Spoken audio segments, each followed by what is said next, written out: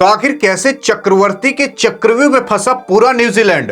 क्योंकि जहां team India केवल 250 रन पर ही परास्त हो चुकी थी, वहां चक्रवर्ती आते हैं और अपना चक्रव्यूह जो रचते हैं, उससे पूरी न्यूजीलैंड की टीम धाराशायी हो जाती है। आखिर इस मैच के अंदर होता क्या है और किस वजह से भारतीय टीम ये मैच जीती, और अगर ये मैच जीतती है तो अब सेमीफाइनल किससे खेलेगी और क्या फाइनल में जा पाएगी? सवाल तो यही सबसे बड़े खड़े होते हैं कि भाई चलो, हम न्यूजीलैंड से भले ही मैच जीत गए, लेकिन क्या उससे हमें कोई फायदा मिला?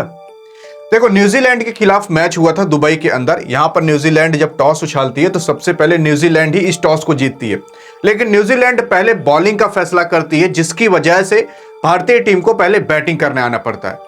यहां न्यूजीलैंड सोचती है कि जो चेज करने वाली टीम रहती है वो ज्यादातर जीत जाती है। न्यूजीलैंड का सोचना था, ये सोचना भी इनका सही था, क्योंकि यहां के पिच पर अगर आप 200, 250, 270 तक पहुंचा दिए ना तो 90% आपका जीतना तय हो जाता है। क्योंकि इस दुबई के पिच के पर ना भाई, अगर 270 बना दिए ना तो यह हाईएस्ट रन है अभी तक का। 270 अगर आप बना दिए तो आपका लगभग मान चलो जीतना निश्चित है। तो भारतीय टीम ने भी जो 250 रन बनाए थे वो कम नहीं बनाए थे। 250 रन भी ठीक ठाक था इनके लिए जीतने लायक, लेकिन अगर यहां पर चक्रवर्ती ना होते तो ये 250 रन भी कम पड़ जाते, भारतीय टीम जीत नहीं पाती। क्योंकि चक्रवर्ती ने अकेले कैसे ही 5 विकेट झटके, यानी आधी न्यूजीलैंड की टीम को अकेले आउट कर दिया। यहां पर पहले हम बात करने वाले हैं कि भाई हमारे बैट्समैन ने क्या हाल किया था, फिर आते हैं चक्रवर्ती पर।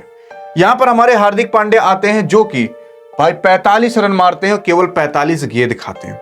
जो लास्ट में इस बंदे ने भारतीय टीम को आगे बढ़ाया था, एक ओवर में 17 रन ठोके थे लास्ट के कुछ ओवर जब थे, वहीं से भारतीय टीम का रन 250 तक पहुंच पाया, नहीं तो वहां तक भारतीय टीम पहुंच भी ना पाती। हमारे हार्दिक भाई ने भाई मारे थे 4 चौके और 2 छक्के। तो वहीं हमारे श्रेयस अय्यर साहब ने भी 79 रन की अच्छी पारी खेली थी। ये पारी इनकी तब अच्छी होना चालू हुई थी जब इन्होंने हिटमैन का बल्ला लिया। बीच में एक बार बल्ला चेंज करते हैं, लेकिन हिटमैन का जब बल्ला मंगाते हैं तब ये रन जा पाता है। उसके बाद भाई यहां पर हम इसकी भी तारीफ करते हुए थकेंगे नहीं, अक्षय पटेल जो कि 42 रन मारता है 3 चौके और 1 छक्के की मदद से। काफी लोग सोचते हैं कि भाई अक्षय पटेल कुछ नहीं कर पाता, अभी आप देखो क्या क्या करता है। यहां पर हमारे हार्दिक भाई ने केवल रन ही नहीं ठोके थे, विकेट भी चटकाए थे। हमारे कुलदीप यादव जी ने भी 2 विकेट छटकाए, हमारे जडेजा जी ने भी 1 विकेट छटकाए, तो अक्षय पटेल ने भी 1 विकेट। लेकिन अगर हम बात करें वो चक्रवर्ती के चक्रव्यूह की, तो उस बंदे ने 5 विकेट छटकाए। ये 5 विकेट कहां से आना चालू हुआ था आपको पता है? जब मैच की शुरुआत हुई थी, भारतीय टीम जब फील्डिंग करने आई थी ना दूसरे इनिंग में, तो हमारे चक्रवर्ती साहब को कमेंट्री वाले कह दिए थे कि ये एथलीट नहीं है, क्योंकि एक नो बॉल चली गई थी और उस नो बॉल के कारण एक कैच उठा था। हमारे चक्रवर्ती साहब वो कैच नहीं पकड़ पाए थे, ये सबको याद होगा, और इनके पैर से लगकर वो चौका चली गई थी। और हमारे रोहित शर्मा ने इनको जो फटकार लगाई थी, पूरे पिच पर बेचारा शर्मिंदा हो गया था। तो जो धाराशाही इसने न्यूजीलैंड की टीम को किया वो जन्मों जन्म तक याद रखेंगे, क्योंकि यहां पर हमारे कोई भी खास गेंदबाज कुछ कर नहीं पा रहे थे। मोहम्मद शमी की बात करें तो वो 1 विकेट भी नहीं लिए, हार्दिक पांड्या ने भी 1 विकेट लिया, तो 1-1, 2-2 विकेट सभी ने लिया। लेकिन इस बंदे ने अकेले 5 विकेट आधी न्यूजीलैंड की टीम को छटका दिया था।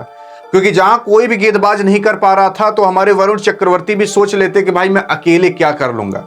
लेकिन वो कहा गया ना कि ये सोचकर कभी कमजोर मत होना कि आप अकेले हो, बल्कि ये सोचकर डटे रहना कि आप अकेले ही काफी हो। वही सोचकर हमारे वरुण चक्रवर्ती ने भाई ये कमाल किया। लेकिन अगर हम बात करें क्या अब इससे भारतीय टीम को कोई फायदा होगा, तो फायदा यह हुआ है कि भारतीय टीम अभी इस चैंपियन ट्रॉफी की पॉइंट्स टेबल में सबसे ऊपर है। चाहे ग्रुप ए की बात कर लें, ग्रुप बी की बात कर लें, सबको मिलाकर सबसे ऊपर है। वहीं पाकिस्तान कब का बाहर हो चुकी है, उसके नीचे न्यूजीलैंड, ऑस्ट्रेलिया, साउथ अफ्रीका आती है।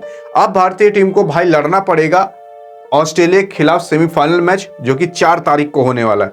इसी चीज का डर था, जो चीज अब हो चुका है। डर इसी चीज का था क्योंकि 2023 का अगर हम याद कर लें वो काला दिन, वो काली रात, तो शायद ही आप भूल पाओ, क्योंकि वो वर्ल्ड कप कोई नहीं भूल सकता जो ऑस्ट्रेलिया ने हमें हराया था। हम सारे मैचेस जीतते आ रहे थे ओडीआई के अंदर, लेकिन इसके अंदर हम हार गए थे।